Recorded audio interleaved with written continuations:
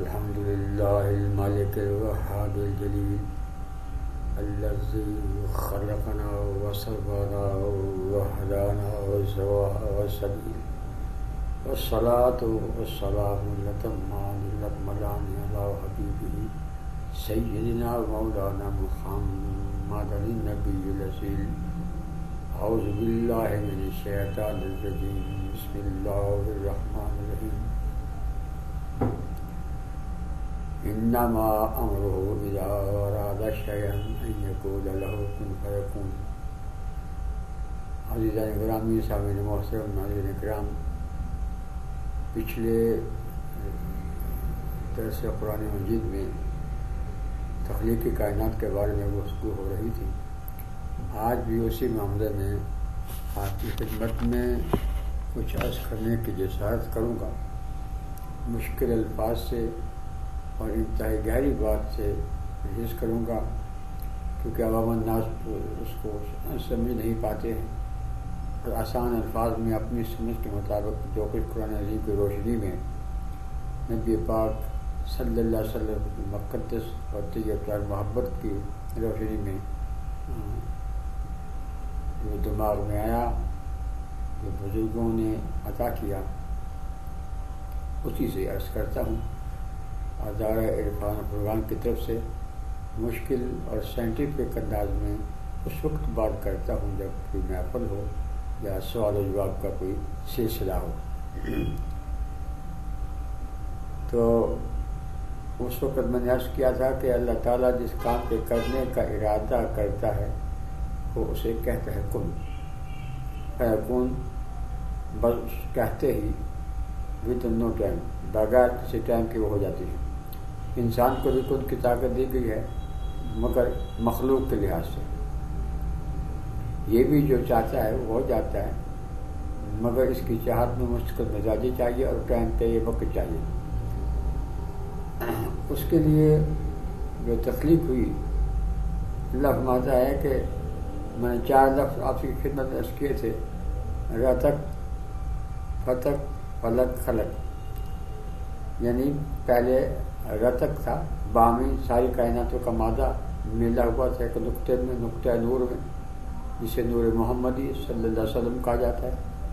اور فتقناہما، پھر اللہ نے زمین و آسمان کو علیحدہ کیا، اس نقطے کی تجلی کو بکھیرا.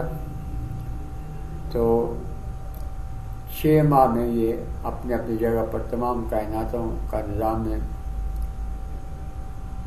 فلکیات اور ارضیات جو ہے اپنے اپنے مقام پر آ گیا، جہاں اللہ چاہتا کہ اللہ کی مرضی تھی. اس کے 6 دن جو ہیں وہ ہماری طرح نہیں ہیں، بلکہ ایک جگہ میں سورہ مائد میں ہمارے 50,000 سال اس کا ایک دن بنتا ہے، اور پھر ذوالعقل کے تحت جو حساب میں دیا گیا وہ کروڑوں اربوں سال بنتا ہے، اربوں خربوں سال کہ کائنات کو تخلیق ہوئے. اس کے بعد یہ آہستہ آہستہ یہ ٹھنڈی ہوئی اپنے اپنے مقام پر. جتنا جتنا تجارات مالک نے انسان کے لیے بنانا تھا، انسان کے فائدے کے لیے، انسان کے مفاد کے لیے، اتنا اتنا درجہ حرارت ہر ایک کا جب آ گیا اپنے مقام پر کہ تعین تخلیق انسان ہو سکے. تو ساری کائنات پہلے بن چکی تھی. اللہ کی آخری تخلیق انسان ہے. اس کے بعد اللہ نے کچھ نہیں بنایا. وہ کن کی صدا چلی آ رہی ہے، کن کی گونج چلی آ رہی ہے. تخلیق ختم کر دی اللہ نے آدم پر، اور نبوت ختم کر دی سید قوم صلی اللہ علیہ وسلم پر، ذات گرامی پر. یہ بھی ایک راز ہے کہ تخلیق وہاں ختم کی ہے، نبوت یہاں ختم کی ہے. تخلیق اور نبوت کا آپس میں بڑا گہرا سا تعلق ہے، تو وہ بات بہت گہری ہو جائے گی. اب جب جناب آدم علیہ السلام کو بنایا گیا تو اس میں چند الفاظ قرآن میں اللہ کی کتاب کی روشنی میں ہی عرض کروں گا جو کچھ اس کتاب میں ہے. باقی باتیں بھی ہیں بہت ساری، لیکن میں موضوع کیونکہ تفسیر قرآن ہے تو قرآن شریف اپنی تفسیر خود بھی کرتا ہے، اور آسن تفسیرہ کا اللہ تعالیٰ نے سب سے حسن والی تفسیر، سب سے حسن والا کھولنا. حسن کا مطلب کھولنا ہوتا ہے.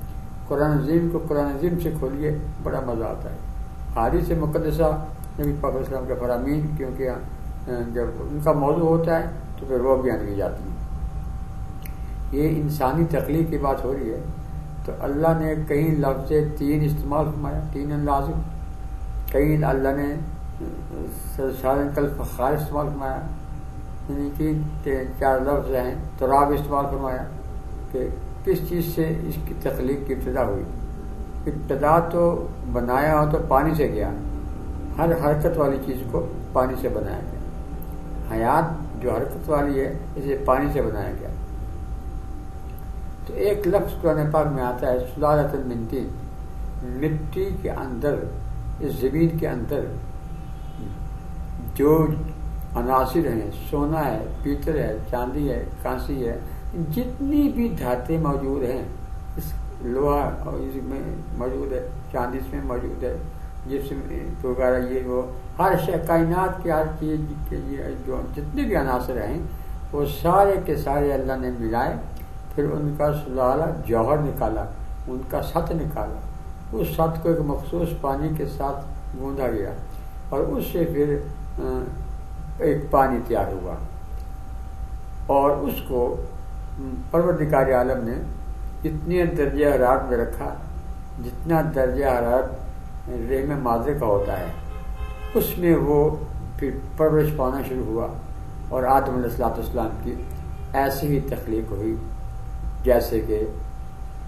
انسان کی رحم مادر میں ہوتی ہے۔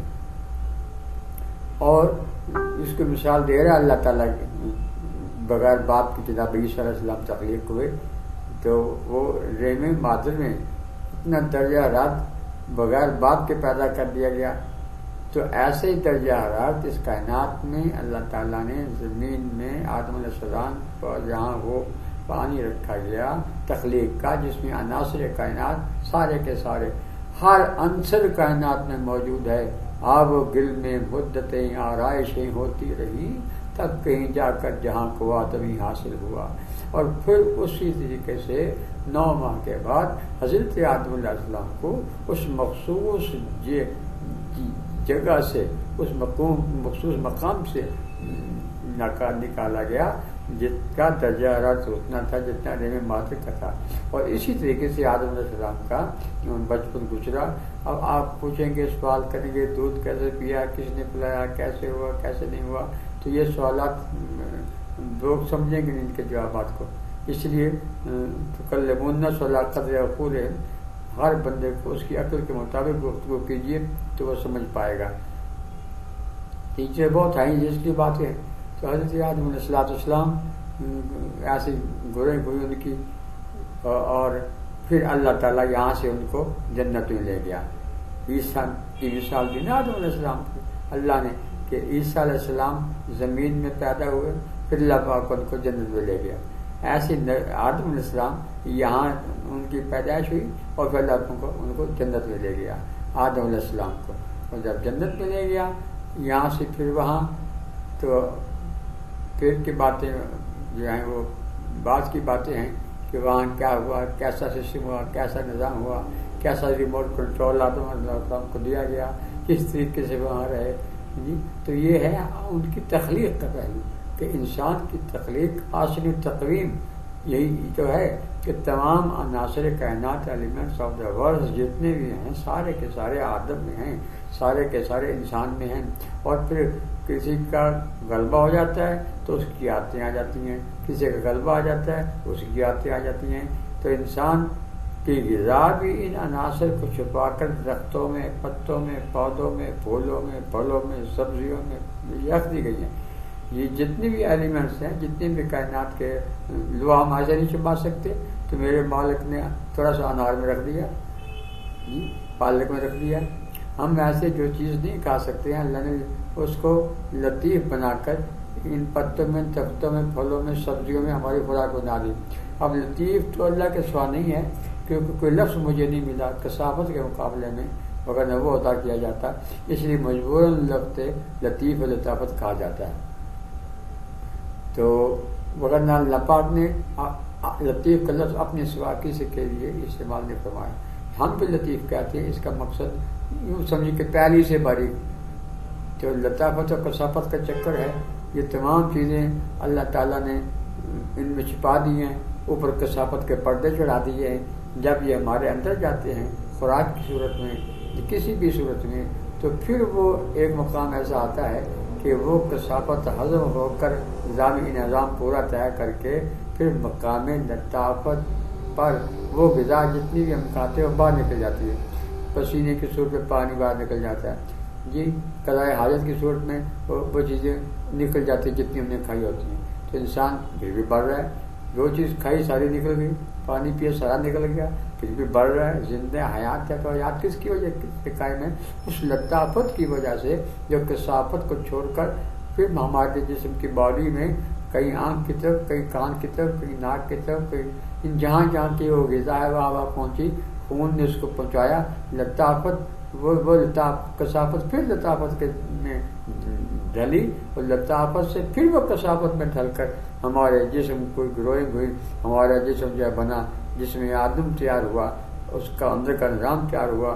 تو یہ سب کثافت لطافت کا چکر ہے.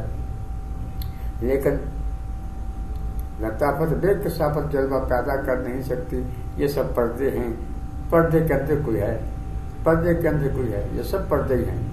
درخت ہیں، چاند ہے، سورج ہے، ستارے، ذرہ ذرہ کائنات کا قطرہ قطرہ، ہم مان، ناک، دماغ، یہ سب پردے ہیں.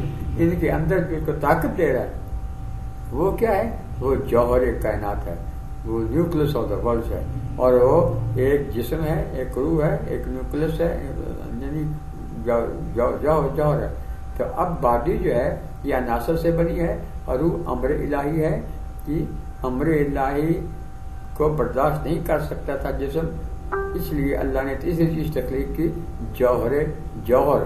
جس جوہر کا تعلق ادھر بھی ہے اور ادھر بھی ہے، رب کی طرف بھی ہے، بندے کی طرف بھی ہے، خالق کی طرف بھی ہے، مخلوق کی طرف بھی ہے، انسان کی طرف بھی ہے، اللہ کی طرف بھی ہے. تو اس نے ارتباط قائم کیا ہوا ہے امر ربی میں اور جسم انسانی میں، وغیرہ پھٹ جائے کائنات، ختم ہو جائے ایک منٹ سیکنڈ سے، وقت کے آکائی سے پہلے بھی ختم ہو جائے. تو وہ جوہر جو ہے، وہ نیوکلس جو ہے، اس کی پاور نے اس کو قائم رکھا ہوا ہے، حیات انسانی کو جی. وغیرہ امر الہی جو ہے وہ تو امر الہی ہے وہ، اور جو باڈی ہے یہ نسل کائنات سے بنی ہے. تو اصل جو معاملات ہیں وہ جوہر کے ہیں، جوہر کے، اور اس کا پیدا کرنے والا بھی وہ خالق ہی ہے، وہ مالک ہی ہے. اگر وہ جوہر کو پیدا نہ کرتا تو روح کا تو امر الہی کی تجلی کون برداشت کرے، امر الہی کا نور کون برداشت کرے، امر الہی کا اتنا درجہ حرارت کون برداشت کرتا تھا. تو اللہ تعالیٰ نے جوہر میں وہ قابلیت پیدا کر کے، اور وہ جوہر کیا ہے؟ وہ جوہر نور محمدی ہے، وہ جوہر رحمت محمدی ہے، وہ جوہر سرکار کونین کی ذات اقدس ہے، وہ جوہر حضور علیہ السلام کا وہ نور مقدس ہے. تو کائنات کے ذرے ذرے میں ہے، کائنات کے قطرے قطرے میں ہے. کوئی جگہ ایسی خالی نہیں جہاں اللہ کی ربوبیت نہ ہو، نبی پاک علیہ السلام کی رحمت نور کی شکل میں نہ ہو جی.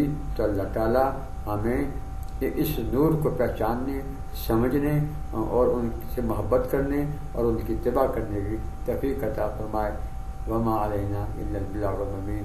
السلام علیکم ورحمۃ اللہ وبرکاتہ.